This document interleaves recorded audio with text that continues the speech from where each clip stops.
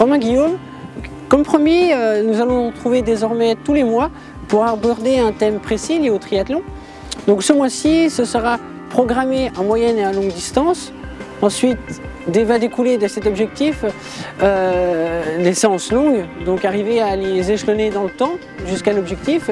Et nous allons aussi rappeler quelques bases techniques, aussi bien en natation, vélo et course à pied, pour aborder cette nouvelle saison dans les meilleures dispositions. À présent, pour la partie vélo, le travail technique à effectuer principalement est un travail de fréquence, c'est-à-dire tourner les jambes aux alentours de 90-95 tours minute pour pédaler de manière fluide et ainsi économiser un petit peu les jambes pour la course à pied. Donc le but, c'est pas de pédaler en force, c'est vraiment de pédaler fluide, c'est-à-dire pousser et tirer. Donc voilà, pour travailler ça à l'entraînement, plusieurs possibilités. La première, c'est disposer d'un compteur avec un capteur de pédalage. Donc directement sur votre compteur, vous avez la fréquence, ça c'est le plus simple. Et vous pouvez travailler ça à l'entraînement sur du vallonné, sur du plat. Essayez de toujours pédaler fluide. Ou alors sur des portions planes, c'est le plus simple. C'est prendre son chrono et regarder 30 secondes et compter par exemple combien de fois la jambe droite descend au sol. Sur 30 secondes, vous multipliez ce chiffre par 2 et vous tombez sur la fréquence par minute. Donc c'est bien de se situer entre 90 et 95 tours minute. Je le répète, c'est très important et j'en ai fait les frais l'an dernier où je tournais pas assez les jambes et en course à pied j'avais pas mal de contractions musculaires. C'était le principal frein à un bon marathon. À présent, cette année, j'ai beaucoup travaillé ça. Au niveau de la fréquence de pédalage, j'estime que ça va beaucoup mieux et j'espère que les effets vont se produire cette saison encore. Voilà pour moi dans la partie natation, 3 aspects principaux. La glisse, la longe et la respiration. La glisse, c'est-à-dire s'allonger au maximum, bien profiter de la poussée, de la traction, on glisse au maximum et on tire.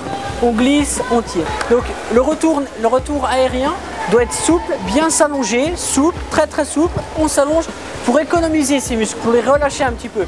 Alors que si on est toujours tendu, bras tendus par exemple, on est toujours en tension et on ne se relâche pas les épaules. Alors que si on est plié, on peut se relâcher correctement. Quant à la respiration, pour ma part, je respire tous les 2 temps. Parce qu'au niveau rythme, ça me donne beaucoup de rythme en fait de respirer tous les 2 temps. Donc 1, 2, je respire. 1, 2, je respire.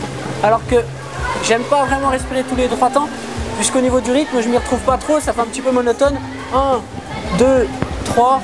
Par contre, respirer tous les 3 temps permet d'être mieux posé sur l'eau et de glisser davantage. Donc je conseillerais à un débutant de respirer dans un premier temps tous les 3 temps, pour pouvoir travailler la technique de nage, pouvoir bien tirer aussi bien du bras droit que du bras gauche.